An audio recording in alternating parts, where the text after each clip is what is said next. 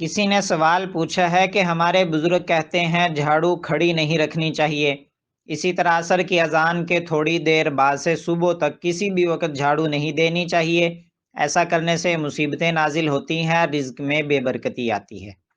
یہ بھی سنا ہے کہ نمک اگر زمین پر گر جائے یعنی پیروں کے نیچے آ جائے تو روز قیامت پلکوں سے اٹھانا پڑے گا۔ ان باتوں کا حکم بتا دیجیے۔ اس سوال میں 3 باتیں پوچھی گئی ہیں۔ واضح رہے کہ ان باتوں کی کوئی اصل نہیں ہے، یہ ساری باتیں شرعاً کوئی حیثیت نہیں رکھتی، ان کی حیثیت وہم پرستی کی ہے۔ جھاڑو کھڑی رکھیں یا بچھا کر رکھیں، دونوں طرح درست ہے۔